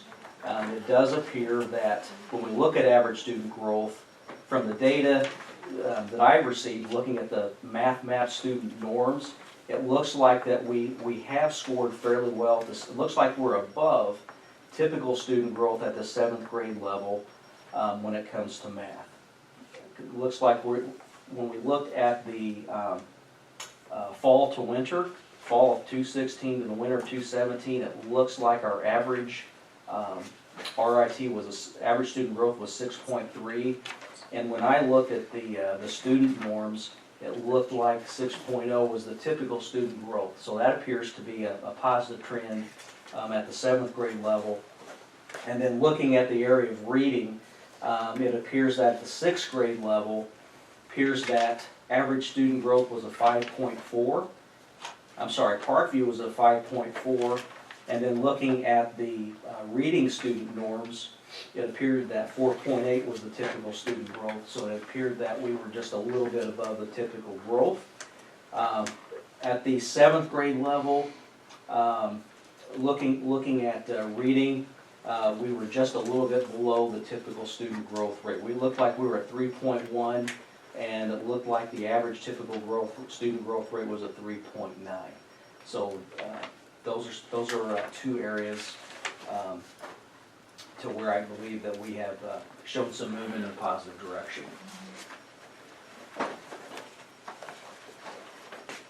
Any comments? Questions? I just have, because I don't want to assume something with these maps. And I know Ms. Tyler asked for the student, and we got that. And what I noticed on the table that we get for that, it shows test duration, okay? Now, when they take these map tests, do they just, the student scores and then the map test says this is all the better they're going to do and it just stops? Or does the student say, I'm going to do it for 23 minutes and quit? How does the duration, because some students I'll see spend so many minutes and I'll see some go over an hour in the same test. They have So as long what- as it takes them. We don't stop them. They go until the end of the test. So the student can sit there and I noticed the shorter time has the lower scores. Those are the kids that don't care and just click, click. Don't care and As just. far as effort. So I didn't know if the test says, well, you missed so many answers, so they're pretty much, they're not gonna be trying to test you at the higher level. Because I know these tests, the way I understand, they test you from below your grade level, beyond your grade level. Right. Like our test has 50-some questions and they do it until they're done. So when a kid logs out or gets up, then their time just stops, that's, okay. It actually says you're done. And then they click on it and it tells us their score. When they done at 51, but if the kid only answers 5 questions and says, I'm done? Oh, no, they have to answer every question. They have to answer every Even if they're question? just clicking on what they want, I mean, Oh, okay. they have to finish it. So they have to answer all 51, whether they're reading it or not. Right, yeah. Okay, so the ones that are doing it in 16 minutes probably is not reading, Right. It's a good point. and their scores reflect that. It's a Is good, there, I know it's a good point. in the past they try to bribe the kids to do better. Is there anything? Yeah, I didn't- I They didn't still, know what they- they still do, although I don't. But I didn't know if there's anything that we could do to tell the kid, you know, if you have growth, get a pencil. I mean, what would make them Some prizes. want to have growth? I mean, exactly, even if it's only 0.1, it's growth. I mean, And that way they would maybe take their time instead of click, click, click, click, click, I'm done. Because really, some tests, I would almost do the same thing. It's like, Yeah. why am I doing this? Click, click. the reason we did it in high school, I don't know if you're allowed to or not. It was a grade. If you didn't improve or get the same score, Yeah, it was a it's zero. affecting You had to grade. retake it until you got the same score and improved. Which, Yeah, you can retake. I knew you could retake it, but I didn't know they could grade, I guess. I think it was a grade. It was a grade. something, like you had to, they were like, well, until you get the same score or above. It affected, it was like a test grade. Yeah. They put it in as a Treated test. as a test grade. Yeah, I know and it that- would lower their overall score, but you have to care about your overall grade. Right, it was like, I mean, everyone who was in the class was like, oh my gosh, I'm not gonna get an A in the class if I don't do well on this. So- I know Mrs. Turner provides cookies, chocolate chip cookies, but, you know, maybe that's something we could take a look at, you know, for students who excel, giving some type of prizes. Well, I know We you talked would, but I'm about just that. saying, I don't know Maybe what it Put their is. name in a drawing for something. Right, yeah, I big, mean, you just know. something. Mr. McCormick? We generally have done Skittles. You improve a point, you get a Skittle. You improve 5 points, you get 5 Skittles. Can I voice my opinion on that? Yes. I had kids sitting there, and so they were given their Skittles on how many points. And this girl got 24 Skittles. This girl got 3. But this girl scored 2 grade levels ahead to start with. So there was no way she was ever gonna get 24 Skittles. Yeah. You know, and It's true. so that's when I quit doing it, and so Becky always gives me the bag of Skittles, and when they're all done, I go, here's a handful for everybody for your hard work, and I don't do the point thing, because I don't think it's fair, and I also have I have a problem rewarding kids with candy. I like the pencil better. The food, that's, I mean, the food issue, you run into problems with that. Yeah, and I'm also an anti-sugar person, especially in Yeah, you classroom. can't give them. I do it occasionally, I do, don't get me wrong, I do it, but I would rather give them pencils, like that's what I'm doing with Dr. Seuss this week. They've been really good, so they got a Dr. Seuss eraser, tomorrow's a Dr. Seuss bookmarker. I'd rather give them incentives like that, Thank you, Mrs. Graff. yeah. Some things we can look at. And I have one thing that's off the topic, but this week at Parkview, they're doing, keep reading about this homework, I forget what you call it. That's a homework booster. It is from I don't have the dates in front of me, but this, the Warrior Way, committee, what they did, they put together, I think, 2 weeks to where if students turn in homework each and every day for all their classes, at the end of the 2 weeks, those students who have turned in all of their homework, they get some type of a prize, some type of an award through the Warrior Way committee. I think it ends this Thursday and they're rewarded Mar- Friday. Right, March 2nd I think is the deadline, and Friday the 3rd would be the final. And whose idea, where did that idea come from? Well, there was I'm just curious. there's a Warrior Way committee that actually met. They met a couple weeks ago. There's several on that committee. Mr. Nettles, Mrs. Sponholz, I think Ms. Starman, Mrs. Conway, Mrs. Conway, Mrs. Millicent. Mrs. Millicent.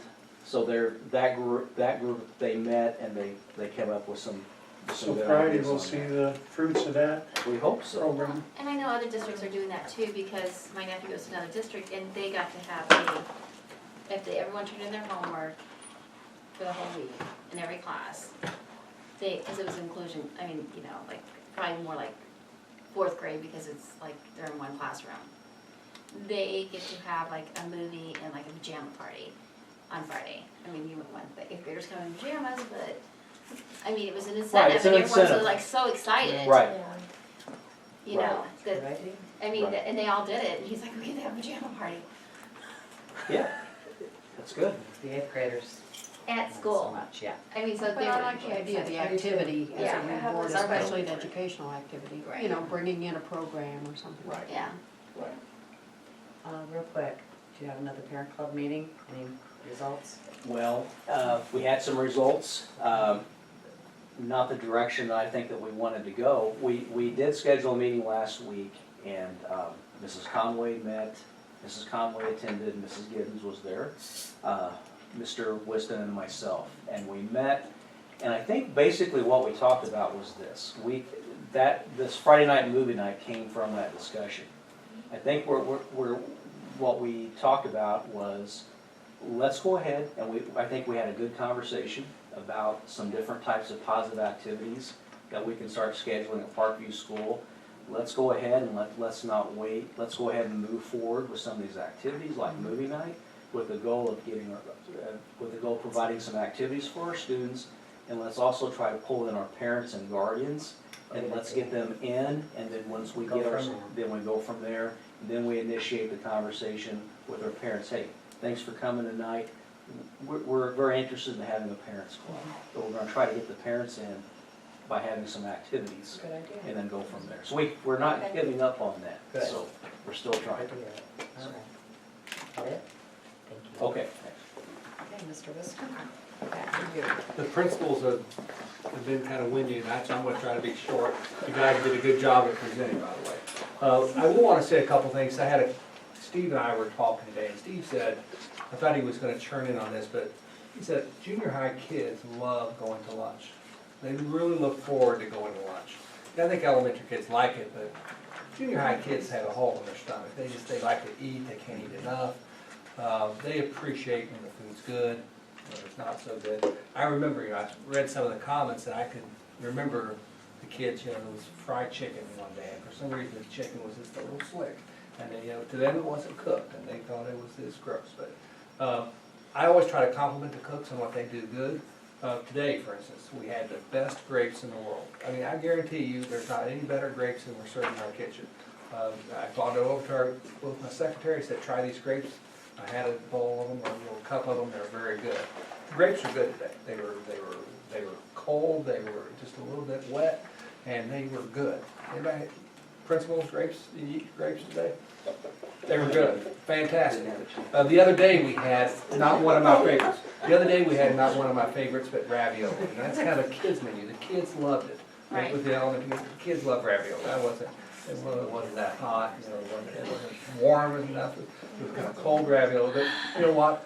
They had the best bread. And I even went to the cooks, made a special note that, I don't know what you do with this bread, but usually the crust, what kind of bread is it called when you have ravioli? Garlic. And the around the side is really hard. Not that they had their bread soft, it was great. And they said, yeah, we really did a good job with our bread. So Steve, your kids really do like, they love getting down to lunch. They love to eat. Mr. Kleesner was gonna be here tonight. I talked to him today, he said he'll be here next month. They were doing the circus in the gym after school. They did not have what's the trampoline called, the Trumbo track. What's that? Tumble track. Tumble track. They did not have it out yet. I don't think they want to do that yet. No, unless there's insurance, it doesn't come out. I'll hand out a quick, pass these out. I'll be, like I said, I'm gonna be shorter than the principals. I don't think you heard that, Linda, because he wasn't Yeah. involved with that last year. Yes, he was. Oh, was he? Pulled In him in. insurance? It Okay. is not to come out unless it has insurance Insurance. Yeah, I think Okay. Linda looked that specifically up. for it, yes. Yeah. I do want to say, I want to thank the board for what they have done in letting the East Peoria superintendents meet. I listed the people we meet with, Chuck Nagel at the high school, Tony Ingold is the superintendent at the elementary, Brad Bennett's always there from Robine. Once a month we meet, it's really good. I get to bounce a lot of our ideas, what we think. I talk to our principals and I talk to these superintendents. They have some really good ideas. It's a good connection. I know our teachers go there, they just came back, K-1, 2, up to 5th grade. They just went, spent a week, it's, what they do is they do kindergarten in the morning, 1st grade in the afternoon. We send one teacher per grade level to the meeting. We don't send all 3 teachers because we can't find enough subs, but we do send at least one teacher. I think the teachers appreciate meeting with the East Peoria people. Teachers listen to teachers. If the principals and I come up with a good idea, teachers aren't gonna, teachers listen to teachers. So I think when they see other teachers, it's a very positive. It did attend Administrators Academy, it was very good. On the 24th of February, it was a $50. Every principal and administrator, superintendent has to have one Administrator Academy a year. It was $50. We got there, they said, you have to buy your own lunch. We've got to do the lunch, so you have to buy your own lunch. But that's okay, we'll pay for the lunch, $50 for the, it was good. Bradley Ware is gonna be speaking to our 5th, 6th, 7th, 8th graders on Friday. He's the guy, Randy, that we saw over at East Peoria. Very good. If anybody has time to come out, he's gonna talk to the kids about safety of the internet, getting on the wrong sites, being very cautious there. And he's also gonna talk to the kids about drugs. Our junior high kids can use that. Compliance visit, I wanna pat Mick McCormick on the back. He has spent 27 hours getting data ready, getting policies. I know Mick could probably talk a half hour right now just on what he said it's a very learning experience. I appreciate what he did, because I know it was a lot of my work that I was supposed to be doing, but Mick took it to heart, and I think there were 700 things we have to have done by that March 9th. I think he has probably 670 of them done, so we're doing good on that. We're gonna have a good compliance visit. I am going on a little vacation. I'll be gone the 13th and 14th of March, which the 14th is a board meeting. I'll be here back for the board meeting. Flight will come in the afternoon. Haven't missed a day this year, so we'll take 2 days off. We're flying into Dallas, Texas. Never been to Texas before, so we'll see what that's about. Last day of school, I announced, I had my fault, but last day of school is the 25th of May. I did see some of our handbook, I think our handbook has the 26th as the last day, so we want to make sure that the 25th is our last day of school. We go 180 days, East Peoria goes 181, they go one more day than we do. That's that. That's all I've got. Snow days. You haven't had it. No, but we're not out of winter yet. Yeah, we're not, you're right. That's all I've We got. revised the calendar. We did. Yeah, because we caught it, Shelley caught it when she was doing Right. retro pay. So I mean, the parents know, we revised Okay. and we put a new calendar up and everything, So May 25th is the correct date? Yes. Okay, I remember that. You know, we were sitting in here, the bus drivers have a good time, come in, spend about 15 minutes, 10 minutes every morning just sitting around talking. I tell them we're not gonna be negative with kids. I don't wanna hear anything negative about kids. If you go negative to the kids, go outside and talk to somebody out there. We're gonna sit in there, we're gonna probably talk about other stuff besides kids. But the other day, we were sitting here and both clocks stopped, that second-hand stopped. And I went, someone said, Mr. Winston, what's going on? I said, what? They said, the clock stopped. I thought, and it sat there for about 10 seconds. And then I looked up at him and I said, I think he's got something more with the clocks here or something. Mr. Sure enough, Richfield. they started. This clock started again. They're anatomical clocks. They stopped for 10 seconds. They started, and we all kind of looked, man, we all said, let's Left get the room. going. Let's get out of here. It's spooky around here. So, having a good time. What were you talking about? Yeah. Remember? I don't remember, but I think, I looked at, when they said, what's going on, I looked up and said, I don't know, maybe I should ask him. You know. So, having a good time. All right. I have a question. Yeah. Are you done? Yes. Okay, because we've seen the report on Homewood Heights for the 10-year life safety. I know you said you're getting ready to enter this stuff into IWAS and things like that, but like the sprinklers was brought in there, $60,000 for the sprinklers down there. But that's grandfathered in, we don't, until we do renovations or something, we didn't put it We in. have to Right. close it, we don't have to do it. But I didn't want it to go into the IWAS, telling the state that we're gonna be doing this, and then when that report is closed out, they're gonna say, wait a minute, Oh. I see what you're saying. we I need see. to comb through that report, and we haven't seen the reports for the other buildings yet. Yeah. Those are coming Architect soon? Should have those, our architect should have those any day. Okay, because I only seen it for the one building. Because he was out within the last month on top of the buildings. Right.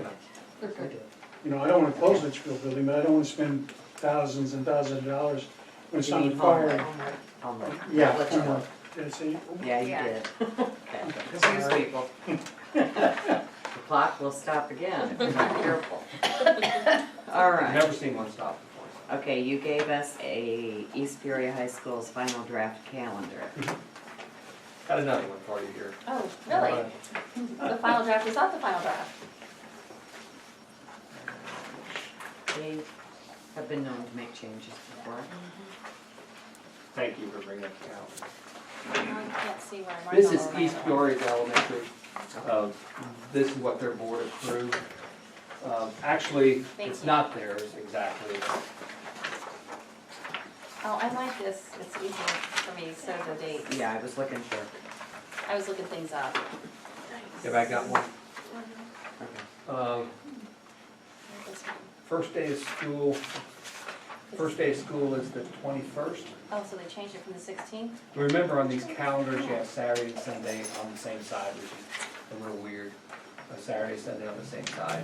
The other one said the 16th though. 21st of August. This is East Peoria's, this Yeah, is not ours. ours, not ours. But he said East Peoria's was the 16th. Here it is. Yeah, it just was the All right. 16th. That's the high schools, the high school. The elementary starts later. So the first day of school for East Prairie High School is what day? The high school's the This is sixteenth. the grade school. This is the grade school. The grade school's the 22nd. It's earlier. Isn't high school's earlier? Yeah, Yeah. the high school's the 16th of August. So this is only for discussion, we're not doing anything And the yet. last We're only day, gonna look at East this. Peoria, the last day is the 29th. Actually, wrong on that. We switched, we just did it, this isn't East Peoria. One of the- We have it in our contract that there's a teacher institute before the last day of school. Correct. So we put that in on the 25th, we put 25th, and then we put a teacher institute, and the last day being on the 29th. I think East Peoria had that switched. They had that, that's one. There's also one more day in there because we do 2 full Yeah, they day had theirs the parent-teacher 25th. conferences, and East Peoria only had the day and a day and a half. Yeah, I see this. 19th and 20th of October. So just, it's a draft, look at it, what do you like, what you don't like. One thing that I think is kind of different, I've never seen a Christmas break like this, I've never had one go so late, but on Christmas, you look at December, we get that last, we actually, Christmas falls on a Monday, Christmas Day on a Monday, so they've got it proposed going all the way to the 22nd, which is a Friday, but then if you look at Christmas break, we don't come back until the 8th of January, which It's very long. I've It's seen that too. wow. The part, I mean, So- the high school was the same thing. I was Mhm. reading it So- here. Theirs is from the, I've been back on the 2nd, 3rd, 4th, maybe, I don't think ever the The 8th. eighth is long. So, right, they had early dismissal on the 22nd and they didn't come back until the 9th, which is a Tuesday. They even took the Monday off. I think the parents would like the 22nd. We can get everything done before the kids, you know, are off on break, but boy, the 8th. I think it's a long time off. Yes.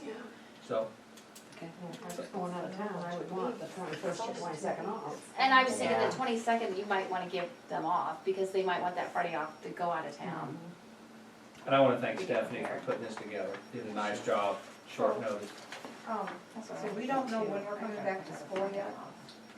If, we haven't got a calendar yet, but if we matched each Peoria, we would have students starting on the 21st. The reason why I'm asking, because parents who have kids that leave for 6 weeks to go with their other parents need to know when these schools are coming back in session. Because they have their other custodial parents wanting to know when they're leaving and when they have to be back home. We will probably approve it next meeting. Okay. I like starting later, I think our buildings are hot, so later is better for me. It doesn't matter, I'm gonna be here anyway, but I think for the kids, days are hot early, so the later the better, in my opinion. Christmas vacation, we can look at that. Especially because sometimes we have early dismissal for 2 weeks in August because it's so hot. But are you gonna go away from East Peoria High School? So I wonder. The grade school already went away from the high school, Yeah, they did. Yeah. so we could do what we wanted. I mean, I'm just thinking. Mhm. Although we did try to match the high school a little bit more because the kids. Oh, okay, Siblings. siblings, taking care of kids. But I think they had a long Christmas break too. And then if you look around Thanksgiving, they have a long Thanksgiving break. Are we gonna continue that? Where are they all? Wednesday, Thursday, and Friday. So Might as well Tuesday, take early Monday and dismissal. Tuesday off. Well, Tuesday have early dismissal, yeah. And Might then as well take Maybe the whole have a week group off. look at this, is it, we don't have a calendar. No, we don't. You don't want me to. All right, we'll plan on Yeah. putting it on the next agenda for approval. If you decide to change anything, then change it and just give us an explanation, okay? All right, what else do you have? We have a teacher, Mrs. Radovich will give you a copy, see what it looks like. In fact, somebody comment on her.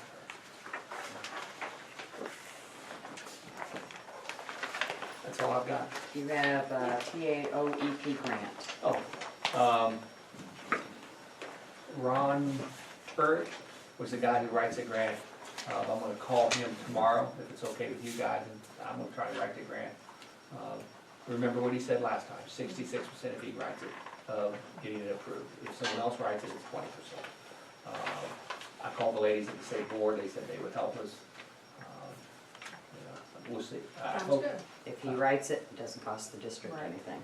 It would be $4,000 a year, or $3,500 a year for as long as you get the grant, which So that's, That's great. anything else? Salt Snow and. removal. We need to Kind of take a on look, that. we need to look at that. Okay.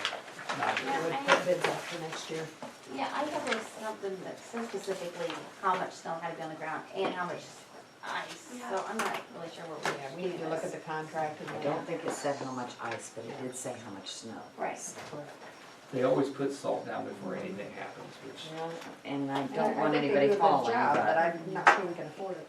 okay. Right. Committee reports, does anyone have anything? No.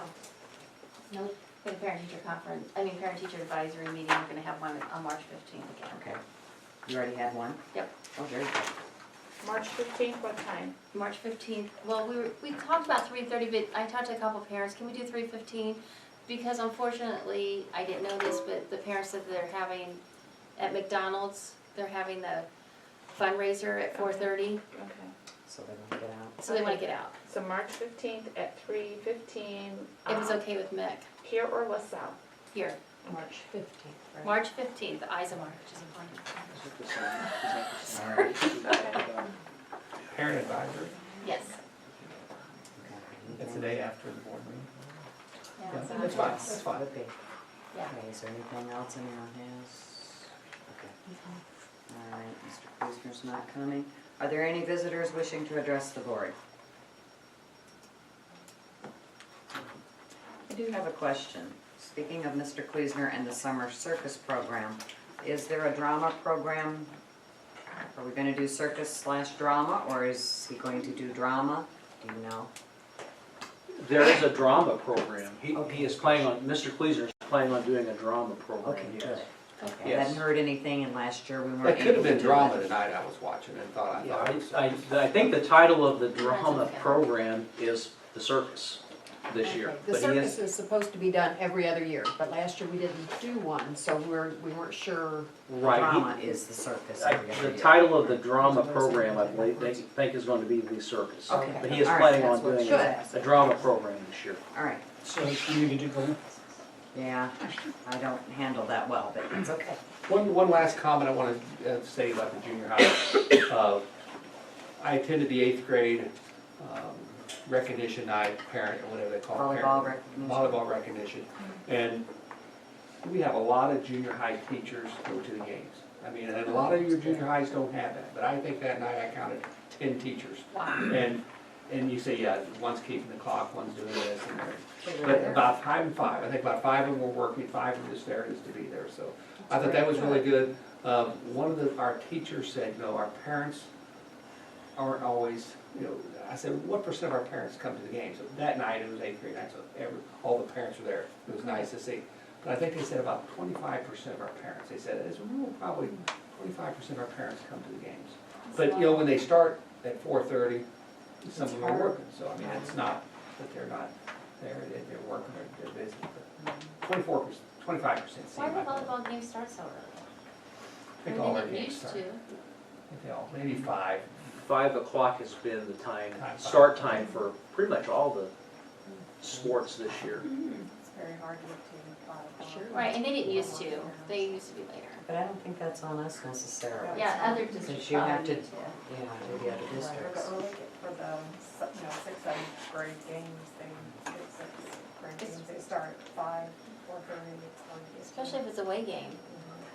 So this is the point to make. Our junior high staff, and I let them know that I appreciate it. Well, and there's been many of those that I went to that the parents aren't available to be there, and a teacher will step in and walk with the child. Yep, we've got a pretty good group. All right, we need a motion for executive session, please. Make a motion to enter into executive session for appointment, employment, compensation, discipline, performance, and dismissal of specific employees of the public body, student matters, and review of executive session minutes from regular meeting dated February 14, 2017 at 8 a.m. p.m. Sorry. Do we have a second? I'll second it. Okay, roll call, please. Giddens. Aye. Cagle. Catherine Reagan. Val Reagan. Aye. Tyler. Aye. Griner. Bailey. Motion carried. 10-minute break.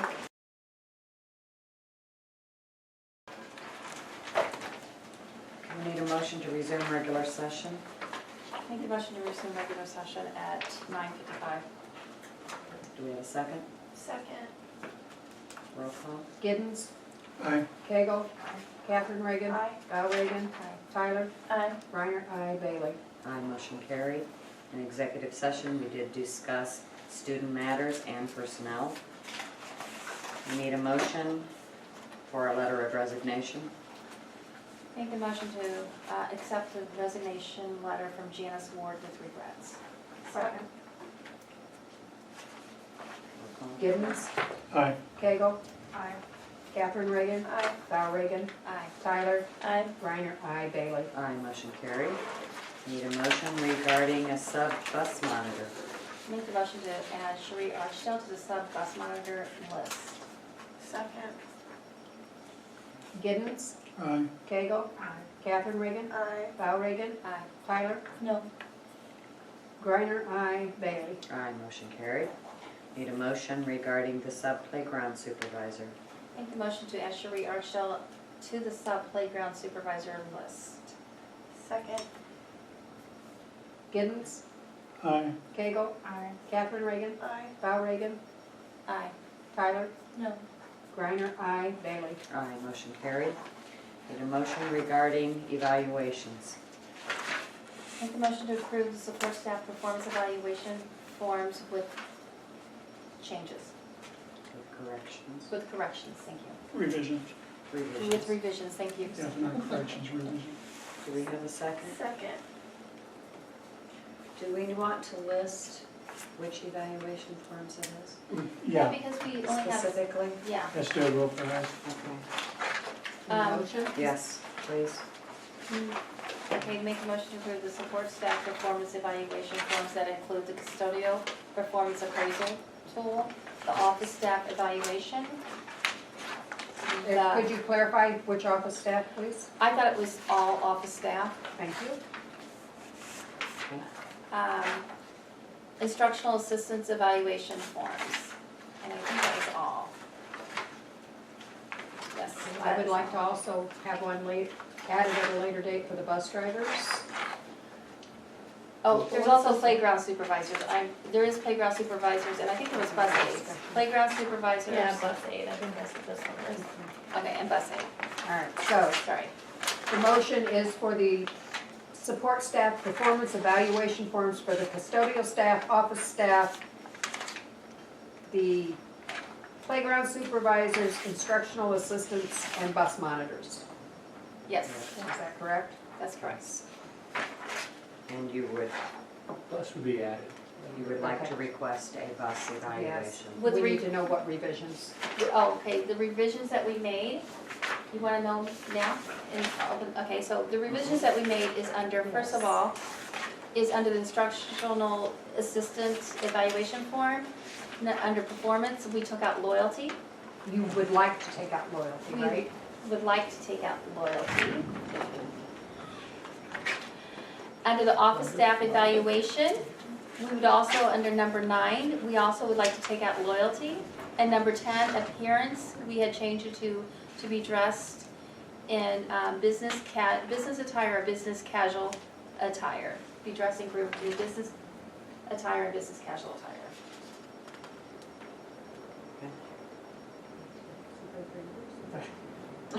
Well, if you don't agree, vote no. Exactly. With those revisions. Okay. I need a list of those for the minutes. Okay. We ready for a roll call? Yeah. Okay. Giddens, Aye. Cagle, Catherine Reagan, Aye. Val Reagan, Aye. Tyler, Aye. Reiner, aye, Bailey. Aye, motion carried. Is there anything else? If not, I will make the motion to adjourn at 10 o'clock. Second. Giddens, Aye. Cagle, Catherine Reagan, Aye. Val Reagan, Aye. Tyler, Aye. Reiner, aye, Bailey. Aye, motion carried. Meeting adjourned. 9:50.